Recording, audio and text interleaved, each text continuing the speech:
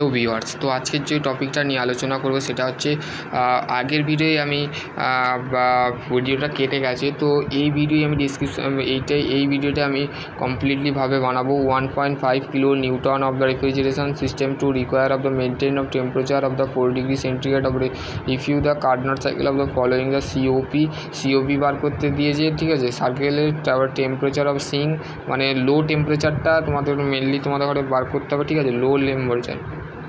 লো temperature তোমাকে বার করতে হবে মেনলি, ঠিক আছে। তারপরে তোমাকে কী বার করতে হবে, heat rejected per ton refrigeration heat supply EPR, ঠিক আছে, ইপিআর বার করতে হবে, ঠিক আছে। তারপর হচ্ছে ইফিউ the cycle of use for the heat pump আমরা যে সাইকেল ব্যবহার করে থাকি, যদি সাইকেল ব্যবহার করছে সলিউশন, তো WR equal to 1.5 into Q1, মানে হিট সাপ্লাই কত দিয়েছে 1, টর্ক রিকোয়ার দিয়েছে, আর T1 কত দিয়েছে, T1 কত দিয়েছে আমাদের বেসিক্যালি T1 দিয়েছে 4 ডিগ্রি সেন্টিগ্রেড,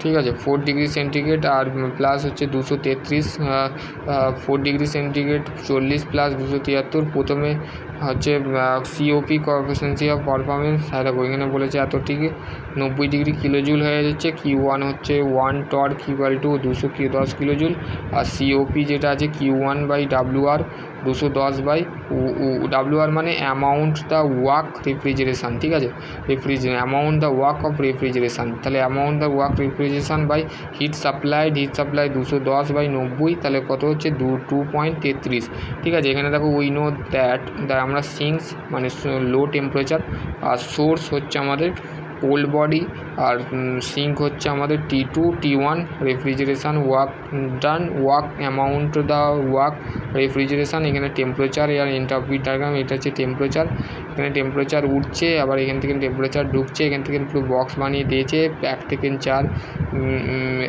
4 যাচ্ছে, আবার 3 থেকে 4 নামছে, আবার 2 থেকে 3 যাচ্ছে, ঠিক আছে, উপর দিক থেকে নিচের দিকে। Temperature of syncs T2, temperature of syncs COP we know that আমরা জানি T1 equal by T2 minus T1 233, T2 minus 233, ঠিক আছে। 60 ডিগ্রি সেন্টিগ্রেড হিট রিজেক্টেড কত দিয়েছে, heat rejected to the sink, তো 300 kilojoule per second. Heat supply কত বেরিয়েছে, hit supply তোমাদের দেখো 3.3 ইপিআর, ঠিক আছে।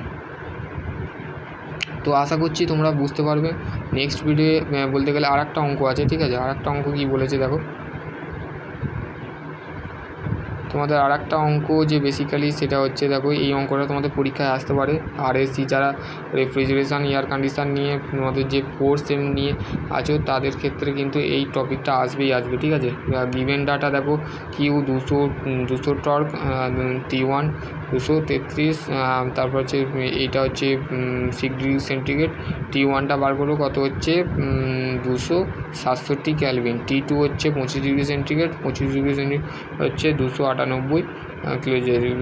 আইস of the produce the per day, মানে একটা মাস অফ আইস, মানে আইস মানে কি, আইস মানে হচ্ছে বরফের যে পার ডে মানে প্রতিদিন যে উৎপাদন হচ্ছে আইসটা, তো দেখো 200 ইন্টু 210 হচ্ছে এত kilojoule, 42 KG. 1 torque equal to 210 kilojoule per 7, 1 KG water of the 25 degree centigrade 0 degree centigrade যদি হয়, mass into specific heat by the rise temperature of the, এইটা এত, ঠিক আছে। Mass of produce of the 4200 by 439, ice of the produce the 95.5 into 60 of the এত ton, ঠিক আছে।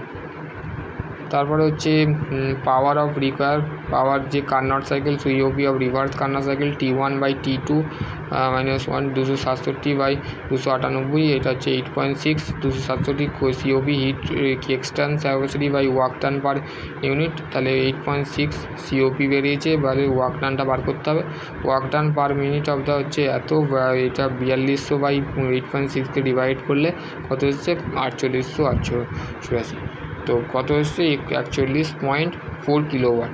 তো আশা করছি তোমরা বুঝতে পারবে। তো এই ভিডিওটা যদি তোমাদের কোনো হেল্পফুল লাগে তো অবশ্যই আমাকে কমেন্ট করবে, আর তোমাদের যদি এর মধ্যে যদি কোনো কিছু না বুঝতে পারো তো ডেফিনেটলি কমেন্ট সেকশন কমেন্ট। সকলে ভালো থেকো, সুস্থ থেকো, থ্যাংক ইউ।